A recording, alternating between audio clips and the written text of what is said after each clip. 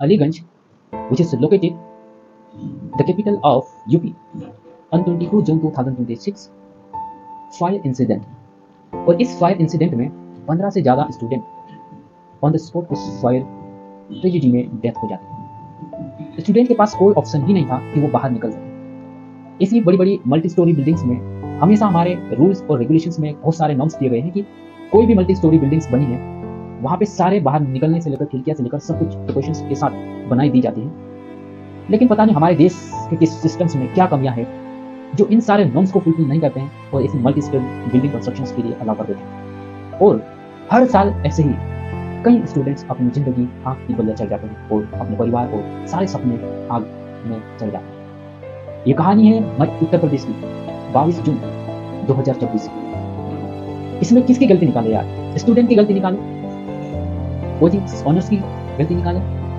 हमें पता है कि हर साल ये सारी चीज होती आ रही है। आखिर हमारे देश में रूल्स कानून सब कुछ बने हुए हैं, लेकिन इन सारों को सिर्फ हम कागजों पे देखते हैं, हम न्यूज में पढ़ते हैं। ये सारी न्यूज अब तक बनी हुई है, लेकिन 5 दिन के अंदर पढ़ते हैं। हमें याद करना चाहिए 24 मई 2019 गुजरात में एक तक्षशिला जो कोचिंग सेंटर था सूरत में, वहां पे भी यही इंसिडेंट हुआ था।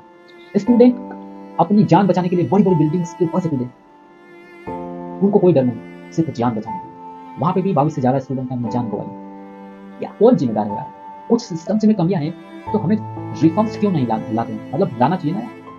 आपके पास पावर है, अथॉरिटी है। जिस देश के अंदर आप रह रहे हो ना, वहां पे आप लोगों के पास सिक्योरिटी नहीं प्रोवाइड की जा रही है ना, तो ये सिस्टम्स की कमियां है और हमें खुल के बोलना चाहिए। और ये सारी कमियां सरकार की जिम्मेदारी है कि हर सिटीजन्स को सिक्योर, क्वालिटी और हेल्दी लाइफ के साथ क्वालिटी एजुकेशन दो। और हमें एजुकेशन हमारा इस तरह का होना चाहिए कि हमें हर सिचुएशन में डील करने के लिए हमें ऐसी ट्रेनिंग दो, हमारे एजुकेशन सिस्टम्स में पूरा सिलेबस डालो, ताकि भविष्य में ऐसे इंसिडेंट ना हो। ये हर साल रिपीटेशन हो रहा है, क्यों नहीं इसे चेंज ला रहे हो यार? हम जैसे स्टूडेंट्स को ये बात आप लोगों तक पहुंचाने के लिए क्यों बोलना पड़ रहा है? हमें ये सारी चीज क्यों बोलना पड़ रही है बताओ? इसी घटना की वजह से हजारों स्टूडेंट हर साल कोचिंग में नहीं और भी कई जगह पे, लेकिन फायर की वजह से या फिर कोई बहुत ज़्यादा पानी फैल जाता है तो उसकी वजह से भी डेथ हो जाती है। अभी 2024 में ये दिल्ली में भी ऐसे वाटर इंसिडेंट हुआ था। तो हमें सारे नॉर्म्स को इम्प्लीमेंट करना चाहिए और ऐसी एकेडमी इंस्टीट्यूशन में पूरी जांच होनी चाहिए कि आपके यहाँ सारे रूल्स नॉर्म्स जो फायर इंसिडेंट के जो नॉर्म्स होते हैं उन्हें सही इम्प्लीमेंट किया जा रहा है कि नहीं। अगर नहीं तो उन्हें इंस्ट्रक्शंस के साथ वार्निंग दो, पनिशमेंट दो, स्ट्रॉन्ग रूल इंप्लीमेंट करो ना। सिर्फ कागजों ऊपर हम सेक्शन पढ़ लेंगे, इतनी धारा, इतने सब कुछ पनिशमेंट दी गई, वो किस काम की? ये तो वापस वही रिपीट हो जाएगा ना, कुछ 2-3 दिन चलेगा। कोई पब्लिक मोरालिटी नाम की कोई चीज होती है जिस देश में आप लोग गवर्नमेंट ऑपरेट करते हो ना। हम एथिक्स में पढ़ते हैं कि हमारी मोरल रिस्पॉन्सिबिलिटी क्या है सिटीजन्स के लिए, हम सिटीजन्स के लिए कितने अकाउंटेबल है।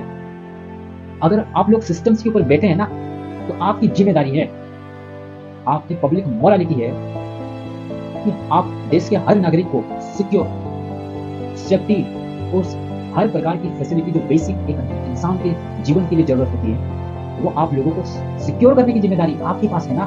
आपके पास अथॉरिटी है, आप क्यों नहीं कर पा रहे? मैं आप लोगों को ही बोल रहा हूँ जो देश को आज ऑपरेट कर रहे हैं।